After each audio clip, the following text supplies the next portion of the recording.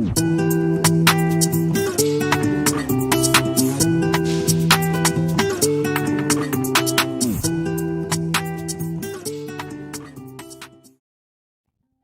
famille, j'espère que vous allez bien.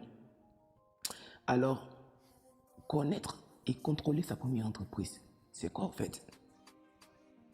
Si tu n'es pas encore abonné, je t'invite à le faire, à liker la vidéo pour ne manquer aucune de nos prochaines vidéos.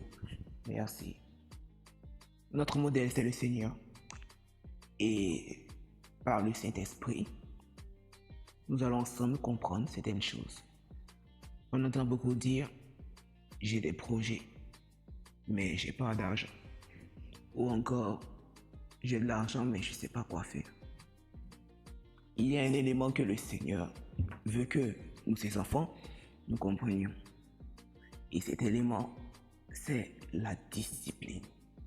Ou en d'autres termes, s'auto-discipliner.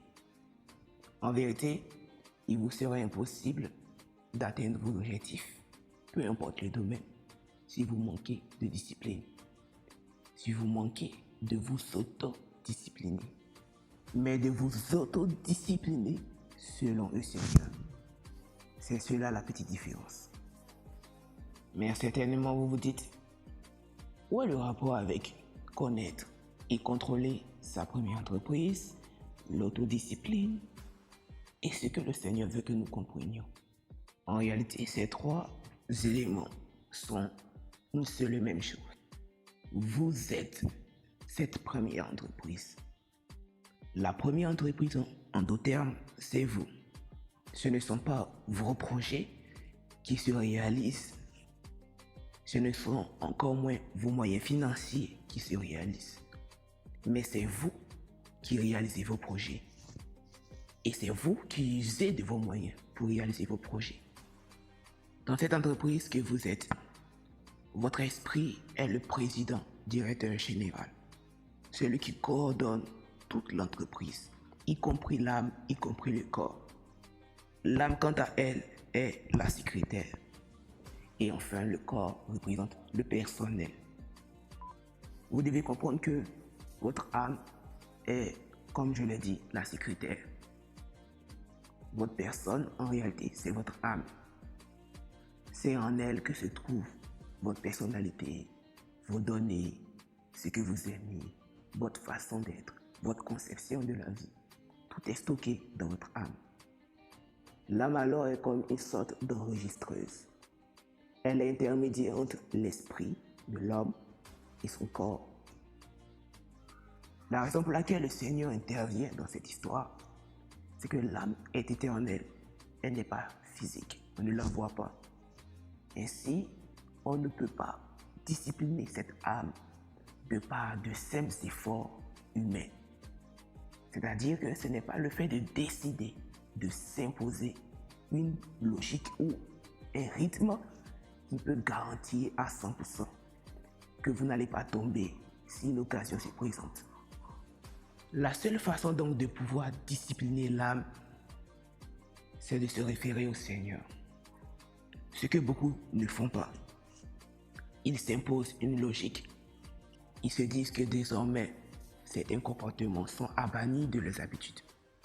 En réalité, ils sont juste prisonniers d'une barrière ou d'une chose qu'ils ont créée dans leur esprit. Mais lorsque l'occasion va se présenter, ces mêmes personnes qui ont fixé ces barrières, ces limites, n'hésiteront pas à les enlever, comme si elles n'avaient jamais existé. Le problème alors vient de votre âme. Vous pouvez par votre esprit orienter votre être entier dans une logique. Mais en réalité, tant que l'âme n'est pas disciplinée, tous vos efforts seront temporaires.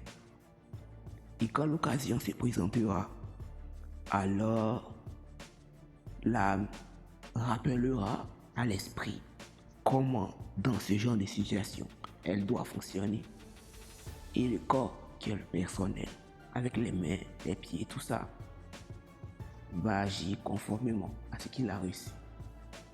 Vous devez donc apprendre à contrôler, connaître cette entreprise que vous êtes. Vous devez comprendre qu'il y a 3 personnes qui vivent en vous. Il y a l'esprit qui est vous-même, il y a l'âme qui est votre secrétaire et votre enregistreuse, celle qui forge votre personnalité. Il y a aussi le corps qui est relié au monde physique et dont les désirs sont différents de ceux de l'esprit. Et l'âme, elle, est l'intermédiaire entre ces 2 éléments. Le corps est votre personnel. Si vous ne voulez donc pas que dans votre entreprise, votre personnel vous dicte la ligne à suivre, vous devez dire à votre âme, qui est votre secrétaire, d'enregistrer des données précises sur comment le corps, votre personnel, doit se conduire. Si vous faites donc ainsi, vous serez un homme, une femme discipliné et libre.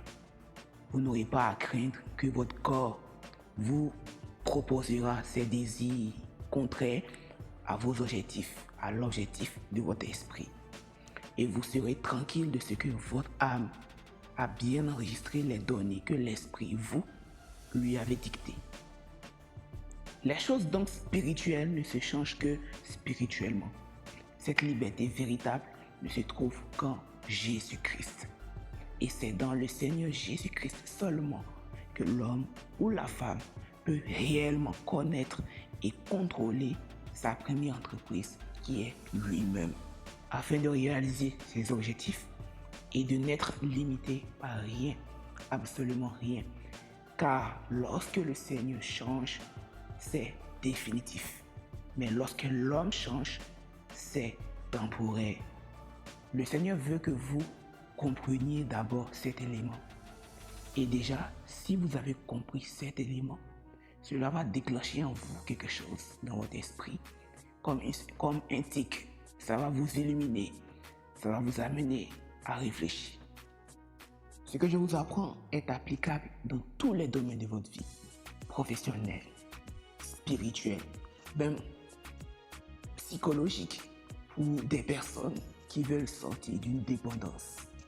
Il est important de savoir qu'en réalité, si tu es dépendant, c'est parce que ton corps a donné des données à ton âme. Et comme ce corps a donné des données à ton âme, ton esprit qui voudra changer sera opposé, car l'âme va lui donner ce que le corps a donné. Et le corps va se servir de ce que l'âme a enregistré. C'est donc ce que le Seigneur veut que vous compreniez. C'est donc ce que le Seigneur veut activer en vous, une conscience. Qu'il vous bénisse abondamment et rendez-vous dans la prochaine vidéo.